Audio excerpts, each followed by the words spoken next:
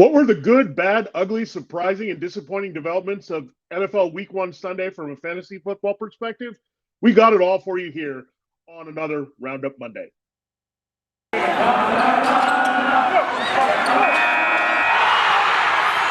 are Locked On Fantasy, your daily NFL fantasy podcast. Part of the Locked On Podcast Network, your team every day.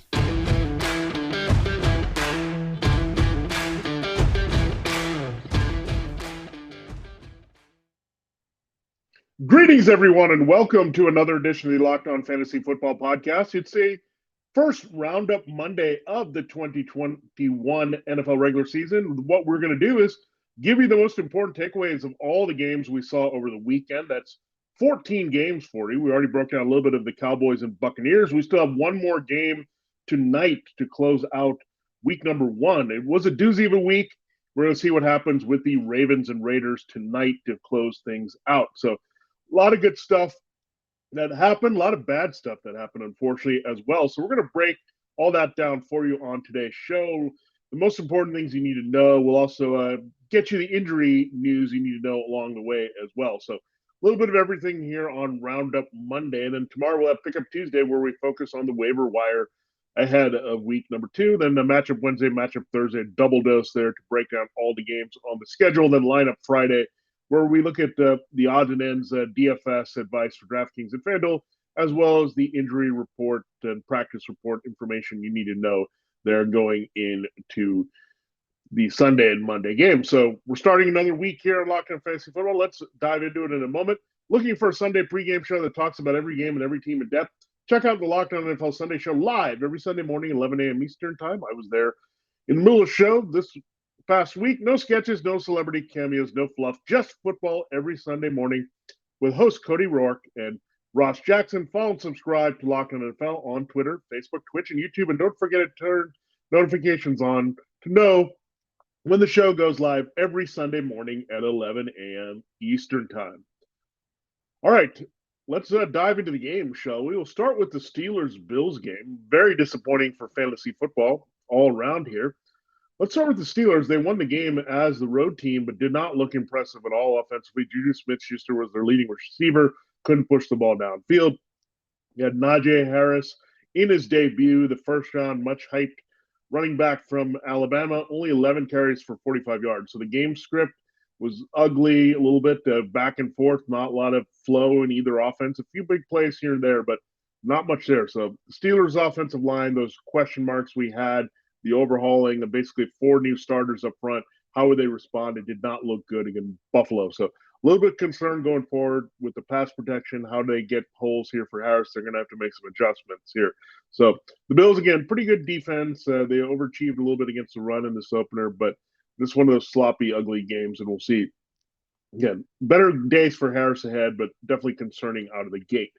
Now, the Bills' running game was one of their bright spots. Not much from Josh Allen, the passing game at all. Really struggled. Saw a lot of pressure in his face from T.J. Watt, who just got his big contract. And a lot of mistakes as well, throwing the ball downfield. So it'll get better in better matchups ahead here for the Bills. But the Steelers certainly don't make it anyone easier for anybody. So when you look at what they have, a lot of good coverage, a lot of good pass rush. So Josh Allen, again, tough matchup. You can get it out of the way early. Let's focus. But Devin Singletary, Zach Moss was a scratch, by the way, for this game. So he had the backfield. He did the most to show that he should control the backfield. 11 carries, 72 yards for him. So he was their brightest spot on offense. And that is a twist because we know they're a pass-heavy offense and what they can do. But the running was the most impressive here against the Steelers. So we'll see if Singletary has carved out a more regular role here in this offense. I wouldn't hold my breath knowing it's still a high-volume passing team. They threw a lot to Stephon Diggs, got also Cole Beasley involved quite a bit there in the offense. So typical what you've seen from the Bills in the past here in their passing game. So let's just temper expectations, but Singletary might emerge here and separate from Moss, which would be good because we want somebody from this offense to potentially look at as an RB2 flex in certain weeks. All right, let's go to the Panthers and Jets game. Also 1 p.m. Eastern time game. Panthers, if you're worried about Christian McCaffrey, looked healthy, was his old self. The usage was there. He was their primary offensive weapon, 187 yards from scrimmage for Christian McCaffrey. So fully healthy, fully getting the volume, used everywhere on the field. The number one guy that they're looking to put the ball into the hands of, even with Sam Darnold at quarterback here. DJ Moore looked pretty good, 6 for 80 for him. You only had one catch from Robbie Anderson, but it was enough. A long touchdown, 57-yarder there, stretching the field. So Darnold and Anderson picking up that big play connection with the Jets where they left off. But basically, this offense is going to run through those three skill players: McCaffrey, Moore, and Anderson. It was also good to see Moore get a little bit of work in the running game as a change of pace. So with Curtis Samuel gone, I think that's going to help Moore get some touches that way to kind of pad his stats. So I wasn't high on Moore. I just don't think he's that exciting. He's going to be solid from most weeks, but Anderson's the guy that I trust more to get the key touchdowns and the big plays from this offense. And again, McCaffrey being there, he's a dominant force on the Panthers offense. Now, on the Jets side of things, their backfield was a total mess. Tevin Coleman advertised him as a starter. Robert Saleh and Michael Floor brought him over from San Francisco to have a veteran. They worked in a little bit of Ty Johnson. Michael Carter, basically the rookie from North Carolina, saw his touches in the passing game, but not a lot there. The offensive line really struggled, and they also lost Mekhi Becton in the game. They're fine second-year left tackle. Knee injury, a little bit concerned. Doesn't look season-ending, but MCO and the rest of the offensive line wasn't that great. So keep that in mind. There's a lot of expectations for the Jets to be better on that left side, and without Becton, it's going to be a bit of a struggle here. But the standout there was Corey Davis. He's clearly the go-to guy. We talked about it so much during the preseason for Zach Wilson. Wilson and Davis had a great chemistry. Davis came over from the Titans as a high-end wide receiver 3 last year. He's going to be unquestioned number 1, dominate the targets here at the Jets. Game script was going to have them trailing behind. All those things played out with Corey Davis. So congratulations to you, if Corey Davis is your wide receiver 3. He's going to keep being involved every week. Part of it is Jamison Crowder on the shelf, Elijah Moore trying to find himself. So they're kind of piecemealing the receiving production other than Davis, but Davis clear-cut the number 1 there for the New York Jets. Let's go to the Jaguars, where they do not have a clear-cut number 1. I would say DJ Chark is the guy. Remember, we kept saying DJ Chark is the guy you want. He's the most talented of those 3 receivers, the youngest, can make the big plays, can finish in the red zone. We saw all of that. And what we saw, it was him getting 12 targets here. Marvin Jones had a big game. He found the end zone. Laviska Shenault Jr. was also busy. 9 targets each for them. But really, DJ Chark, the talent and the best receiver, is going to rise to the top coming off that finger injury that sidelined him for preseason. So Chark is the guy that I'm looking at more consistently. I think Jones and Shenault are a little bit mixed, hit or miss here, I would say. And maybe some options wide receiver 3. But I could see Chark being a consistent wide receiver 3. I said he had wide receiver 2 upside. I mean, he certainly showed that in that game with the big play touchdown, Trevor Lawrence, the arm, and the connection there. So that's where I'm going. In the backfield for the Jaguars, a little confusing. Carlos Hyde started the game. They worked in James Robinson slowly. It didn't seem like they were too interested in running the ball. They tried to fool everyone, I guess, and we're trying to be this conservative offense to take pressure on the quarterback. And then they finally came back to it, and when they did, the game was well out of hand.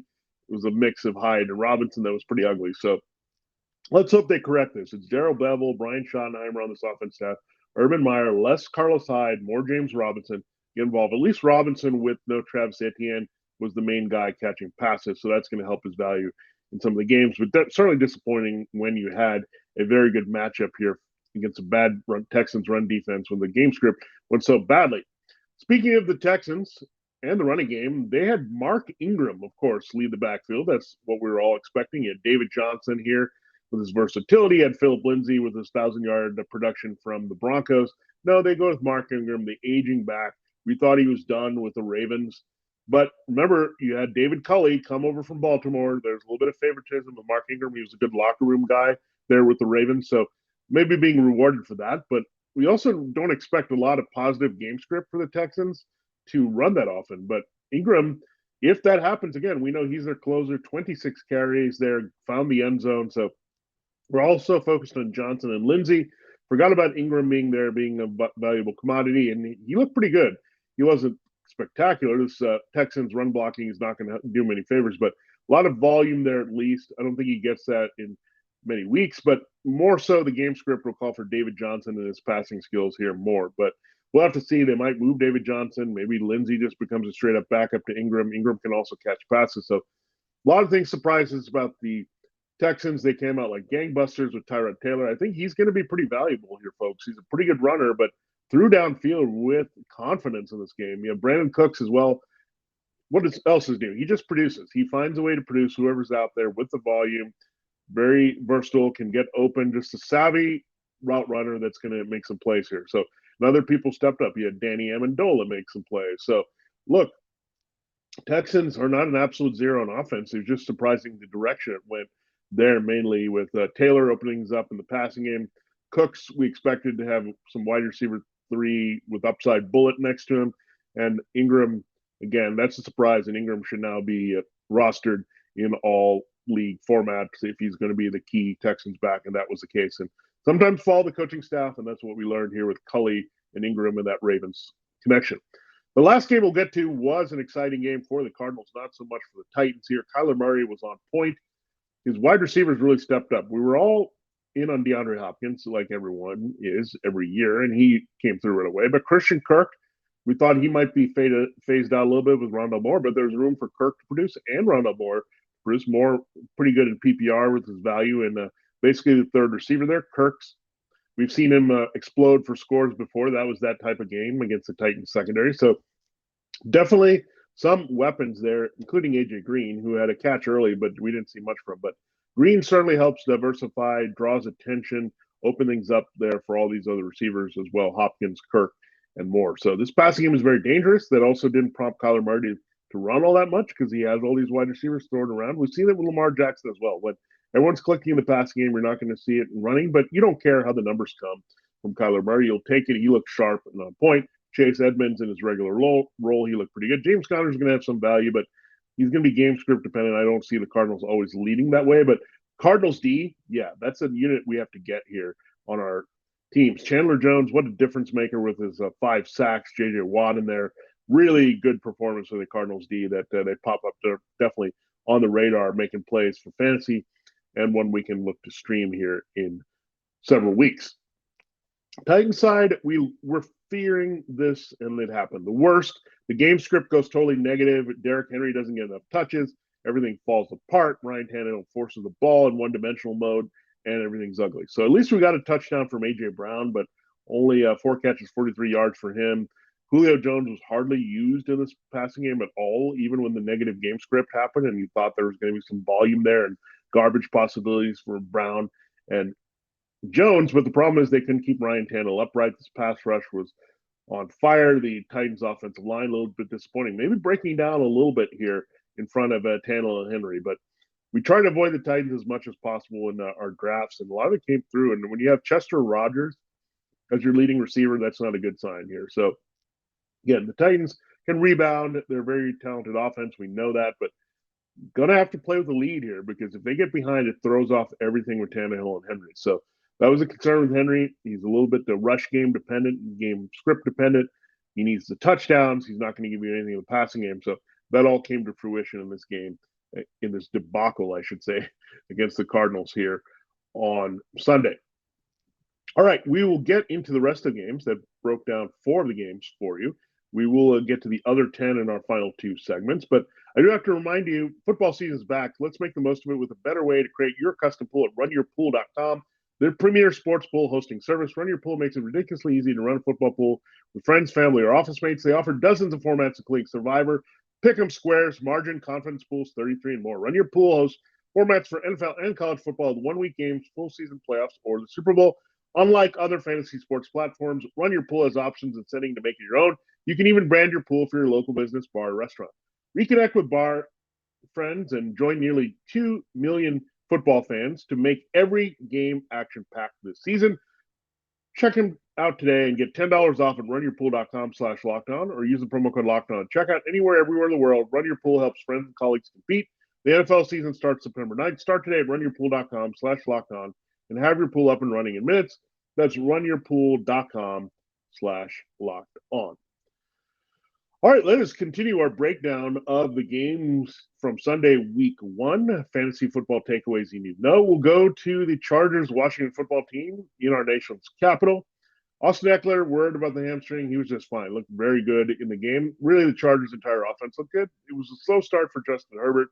facing Chase Young and that pass rush and a pretty good secondary. Had a turnover, but ended up with more than 300 yards. Did get a score. That score went to Mike Williams, 8 for 82, and a score on 12 targets. So he was involved like we expected at one point behind Keenan Allen at exactly 100 yards receiving, and Jared Cook was the third option. So basically, where we were with the Chargers last year with Herbert, Williams, we hope he can be consistent, stay healthy, because I think he has an opportunity here playing off Allen. He's a big play guy when needed, but also a big catch radius guy to close in the red zone here to make up for what they lost to tight end. Jared Cook being solidly involved here. So really like how the Chargers offense kind of grinded through this tough matchup, found some production there. Williams certainly has some relevance here as a wide receiver 3 target we're looking at leagues. But Keenan Allen, what can you say? Solid wide receiver 2, 1 borderline. Eckler right there as an RB1, RB2 borderline.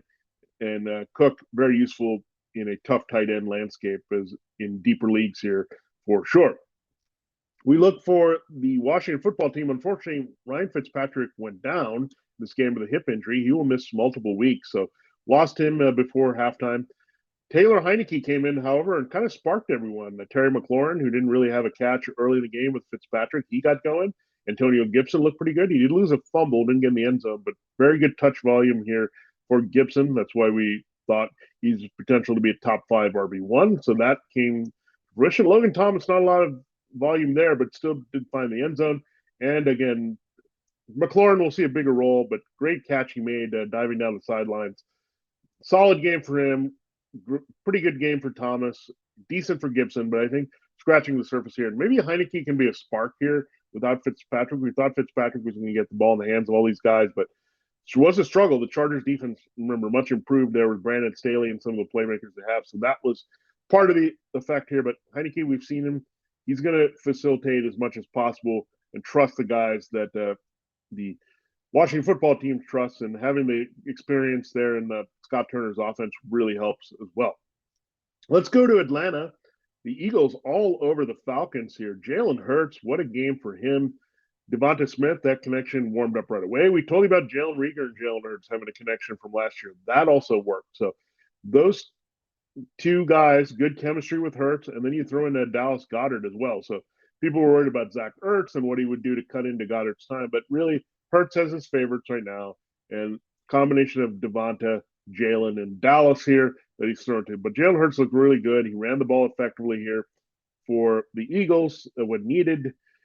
Miles Sanders did outrush him, but a little concerned with Miles Sanders that he did get volume to get his production, but you did see Kenneth Gainwell in some key situations. Gainwell, the rookie from Memphis, he also did score a touchdown this game. So clearly finding a way to work in Gainwell into the mix. So Sanders is still great, but again, his usage and the way the Eagles operate here with Hurts is running, working in Gainwell, wanted to throw the ball downfield, that's going to definitely cut into Sanders' value here for them this season. The Falcons, everything was horrible for the Falcons here. Arthur Smith's debut. So Nick Sirianni had a winning debut, looked good. His counterpart did not come through here for the Falcons. So it looked good early. He had some big plays happening. Not bad with the running game, but then Mike Davis didn't look as good as the converted wide receiver, Cordarrelle Patterson, running the ball. So interesting. Patterson is still in a traditional running back role here for Arthur Smith, a guy that had Derrick Henry last year. So very bizarre there, the usage of Mike Davis versus Patterson early. They moved Kyle Pitts around, but it didn't have many advantageous results yet early. Calvin Ridley was bottled up in this game against the Eagles. So the Eagles defense kind of overachieved in this one, but the Falcons were all kinds of out of sorts. Their offensive line wasn't that good for Matt Ryan either. Hurt the run blocking. So let's just forget about everything we saw in the Falcons offense. We're still pretty high on Calvin Ridley and Kyle Pitts. Mike Davis, not so much anymore with Patterson there, but he's still the guy getting some key touches. So, again, you're going to trust playing these guys, but for now, the way Matt Ryan is under siege and the things that are going on with him, I think he's a player you have to avoid in fantasy football. Let's go to the Minnesota-Cincinnati game. It's a mini versus Cincy. The Vikings lose this one. The Bengals win in overtime. Great comeback for the Vikings late, but as expected, the principles for the Vikings came through. It was just Adam Thielen with the multiple touchdowns here, 0 for Justin Jefferson. So the same deal here for the Vikings is playing out here. Dalvin Cook's the centerpiece of what they do. A lot of passes to Thielen. He gets more of the red zone love. Jefferson gets the interest in coverage higher than Thielen and gets open for plays elsewhere on the field, making big plays. So When you look at this situation, very similar. Thielen, red zone guy, Cousins is guy. Jefferson helps him produce elsewhere on the field here. Dalvin Cook looked pretty good there, but he didn't lose the fumble that was key to the Bengals winning in overtime. So that's not going to get him on the bench or anything like that. Cook did have some ball security issues last year, but if you're reading into the Vikings and try to think that they might have some negativity going around them, it's the same exact team, which is great. We want some status quo production. The Vikings are going to give that to us with Cook, Thielen, and Jefferson every week.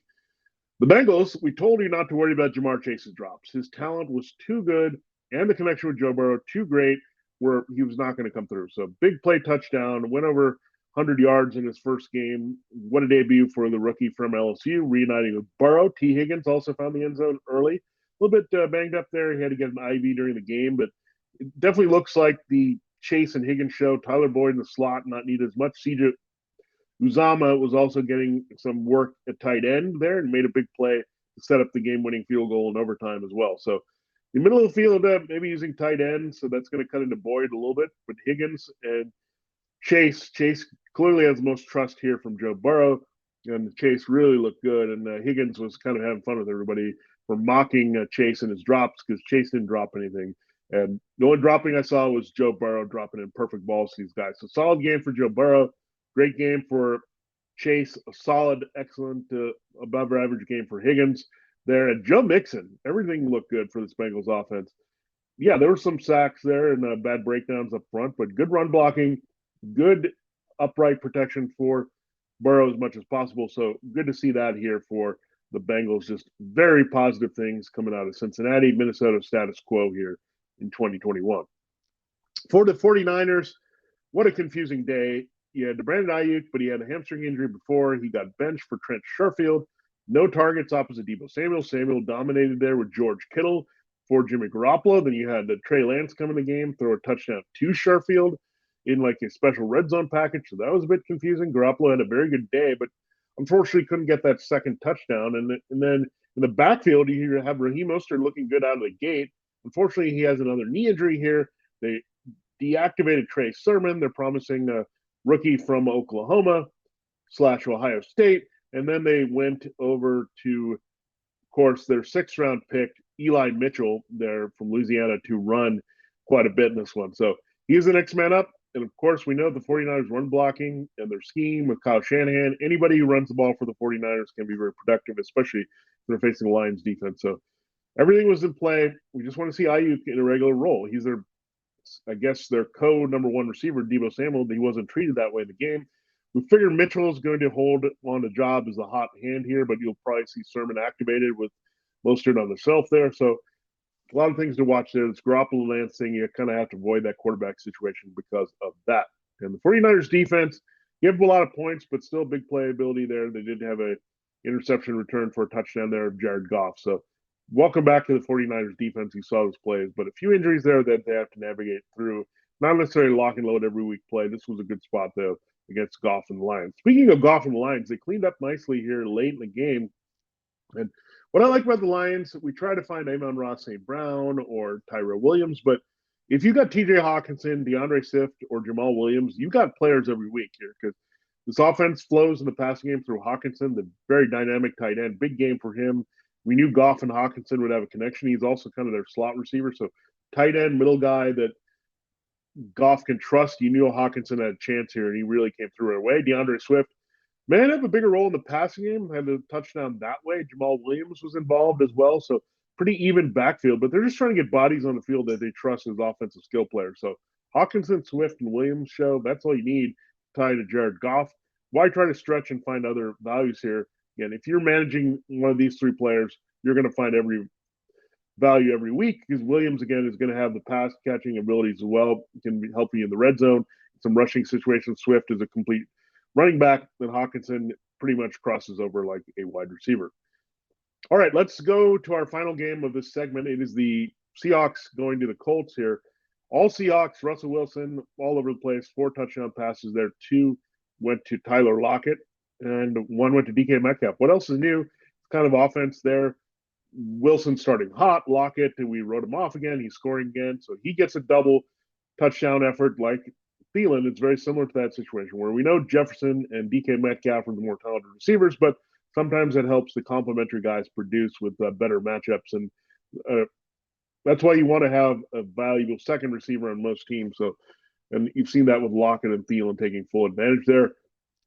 Russ looked great. He used the tight ends. Gerald Everett had a touchdown there, but Will Dissly was a factor.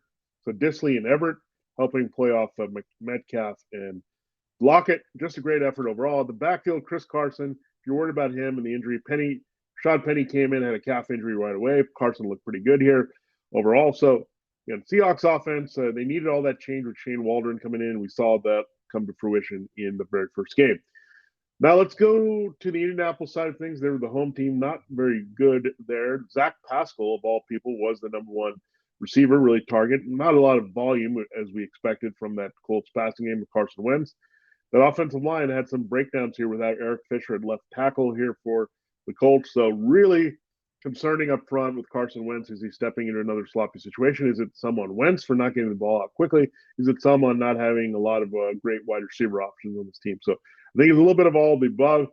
Good development here. Jonathan Taylor couldn't get in the end zone, but he clearly was their leading receiver. 9 catches, 60 yards over Nyheim Hines. So Hines did get work when it was really out of hand in the second half in the passing game, but Taylor, they trust him in that role as well. So Taylor has a good complete role with the touches here for the Colts. The lone bright spot really in that game for Indianapolis. All right, we'll get into our final segment and our last 5 games in a moment, but I do have to remind you about DirecTV Stream. Does this sound familiar? You've got one device that lets you catch a game live, another lets you stream your favorite shows. You're watching sports highlights on your phone, and you've got your neighbor's best friend's login for the good stuff. Well, I want to tell you about a simple way to get all that entertainment you love without the hassle, and a great way to finally get your TV together. It's called DirecTV Stream, and it brings your live TV and on-demand favorites together like never before, so you can watch your favorite sports, movies, and shows all in one place. That means no more juggling remotes and no need to buy another device ever again. The best part, there's no annual contract. So get rid of the clutter and the confusion and get your TV together with DirecTV Stream. You can learn more at directtv.com. That's directtv.com. Compatible, device required. Content varies by package. This episode is also brought to you by Built Bar, the best tasting protein bar ever. What's your favorite Built Bar flavor? You got to find out by tapping into one of their 9 delicious core flavors: coconut, almond, cherry, raspberry, mint brownie, peanut butter brownie, double chocolate, salted caramel. I mentioned on the show how much I like the brownie ones, the double chocolate, salted caramel. That's because all the bars you get from Built Bar covered in 100% chocolate, soft and easy to chew. You also have to be on the lookout for a special, delicious, limited time flavor. There's something for everyone. The only way to find out what your favorite Built Bar is to get the mix box, where you get 2 each of 9 core flavors. Built Bar flavors are the best tasting, but they're also healthy for you too. 1780 grams protein, 130 to 180 calories only per bar, 4 to 5 grams net sugar, 4 to 5 grams net carbs there from Built Bar. 9 amazing core flavors, all tasty, all healthy. Order today and get whatever you like. Go to BuiltBar.com and use the promo code LOCK15. You'll get 15% off your first order. Use the promo code LOCK15 for 15% off at BuiltBar.com.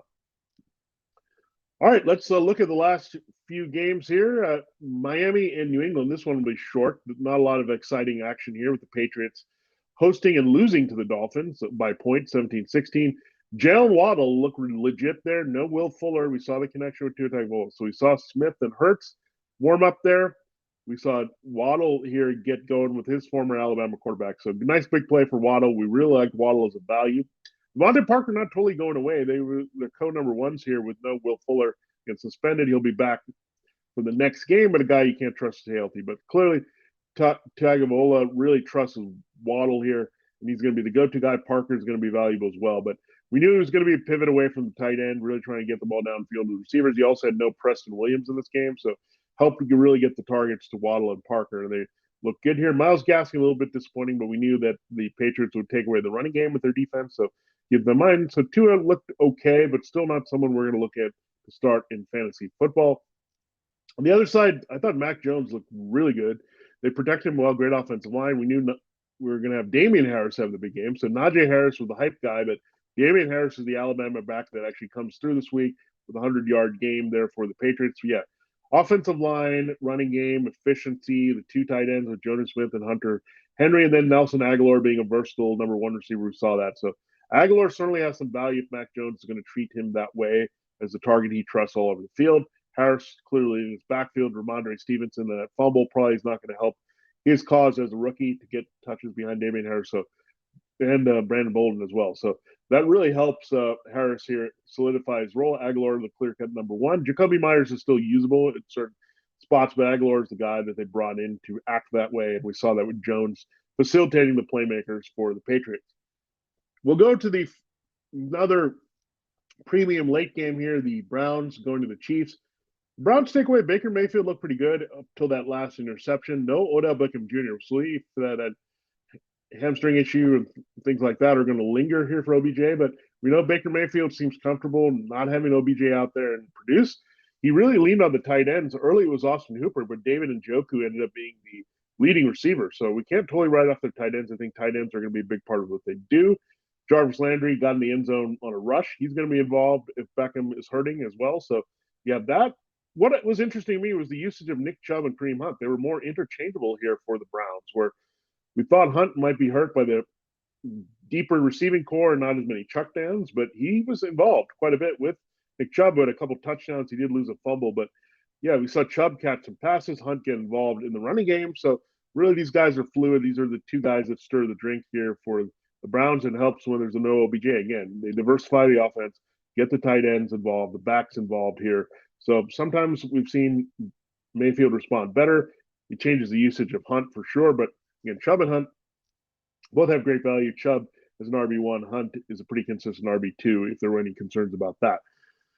For the Chiefs, let's forget trying to extend this too much. Still Patrick Mahomes and his show, but Travis Kelce, Tyreek Hill dominant in this game as receivers. Kelce with 2 touchdowns, Tyreek Hill with a long touchdown and a big game there, a 75-yarder. So we know it's still this offense here. We've tried to squeeze out Mecole Hardman. We've even tried to squeeze out Clyde Edwards-Helaire, but really thought the Chiefs' running game would be improved here, but the game script wasn't in their favor. Keep in mind they were down big in the second half, and they don't check down as much as you would like, and Mahomes is part of that. He likes to throw downfield, so Clyde Edwards-Helaire, you got to have the game script go in your favor a little bit because he was more effective last year when getting the volume and running versus the pass catching, even though, again, that was his profile from LSU. That's the nature of this offense. But again, I think part of it is that Mahomes is not going to settle for checkdowns. He can buy time on every play, look downfield, deliver the balls. And if he's going to go short to intermediate, it's going to be a lot of Kelce. So I don't think a fault of Clyde Edwards-Helaire. It's still a work in progress. I think he's still more of an RB2 than an RB1, especially in half and full point PPR. So something we'll watch there. But Kelce, Hill, and Mahomes show is all this team focused on quite a bit here, and that hasn't changed. And why would he change too much?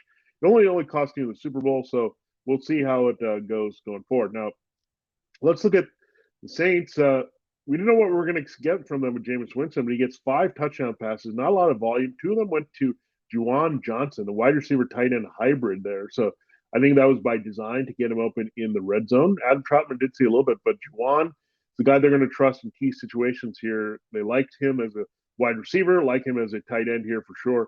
So Winston, again, not a lot of volume there, which was surprising. When we thought he was going to throw from behind, have a lot of mistakes. That didn't happen. He was more of the caretaker turned playmaker in this game, set up by the running game. You did have Alvin Kamara have a lot of juice here, but Tony Jones, they proved why they moved on from Latavius Murray. He was right there behind him. So not a big game from Kamara. They got all their touchdowns through the air, and this game got out of hand where they could rest Kamara, put in Jones and all that. But Jameis Winston looked in command of this offense, which is good. I think he'll have some big games just based on volume, but this was good that he had a game with a lot of touchdowns where they weren't throwing a lot and they were ahead of most of the game. So good development for Jameis Winston. He should be picked up on the waiver wire, and so should that Juwan Johnson, especially Traquan Smith on the shelf joining Michael Thomas.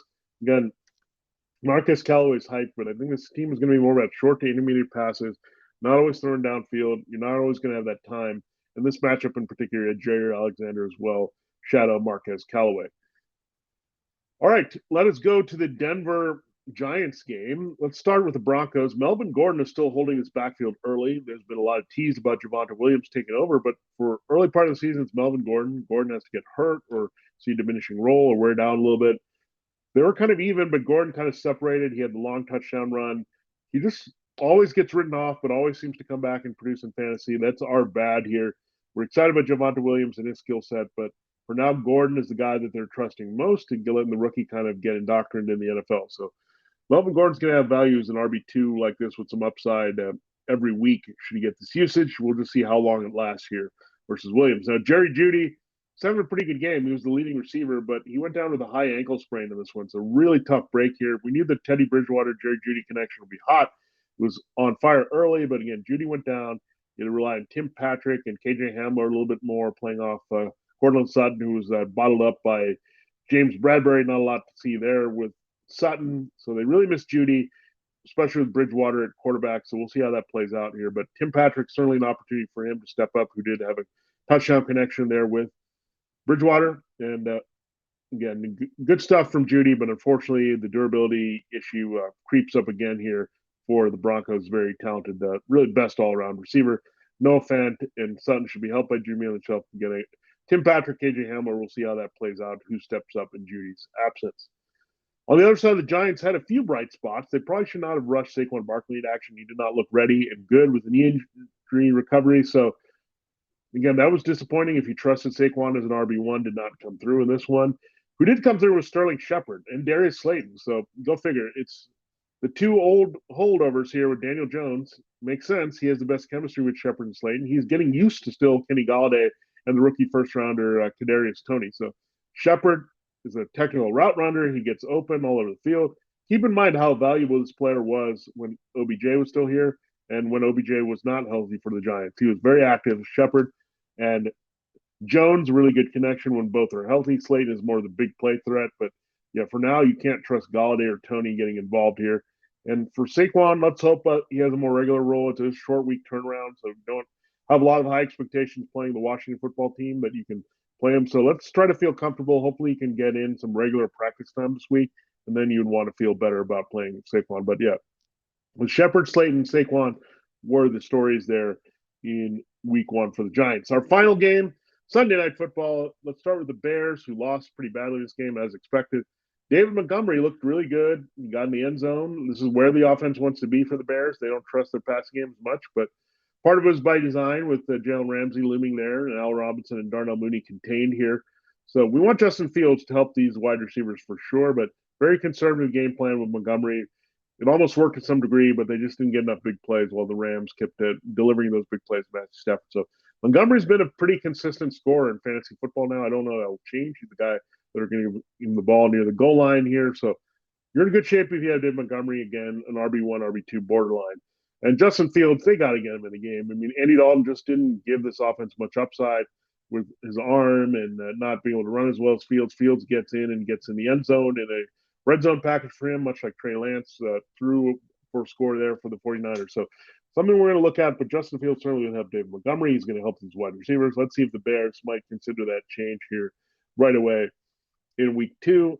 If not week two against the Bengals, I think it's coming around the corner with a opportunity against the Lions in a couple weeks. That might be a good, comfortable way to get Justin Fields into the lineup. Assuming the Bears struggle with the Bengals this week and the Browns next week and are in a hole, and kind of have to look to the future with Fields anyway here in 2021. All right, let's go to the Rams and the final team we're looking at. Matthew Stafford looked great, but Matthew Stafford has been a fantasy football asset for years. So everyone shouldn't say, where does this come from? Who is this guy? This is the type of player we've seen for years produce in fantasy football. You just needed some more help. The Lions didn't have a lot of help last year. So he's got Cooper Kupp, big, good connection with him manifested itself. So the Kupp-Stafford connection, just like the Kupp-Goff connection, don't have to worry about that. Robert Woods, a slow start, but he still got in the end zone here. Big play to Van Jefferson as well. So Stafford certainly helping the Rams stretch the field, get the big plays there to Kupp and Jefferson. So that was good to see there from Stafford. But Stafford already in every week QB1 for me. So for the Daryl Henderson right now, you have to say he's the man in the backfield. Sonny Michel, only a couple touches there and mop-up time in the second half. So Daryl Henderson, if you had confidence in him as an RB2, he's up there. If you had confidence in Kupp as a wide receiver 2, produced like a wide receiver 1. And Stafford, back-end QB1, really looking more like a front-end QB1 with all the keys to the exciting players on the Rams. All right, so that wraps up our most important takeaways there from all the games of week one Sunday. So check it out. We'll do this every roundup Monday. Try to get you the most important takeaways there as we go along.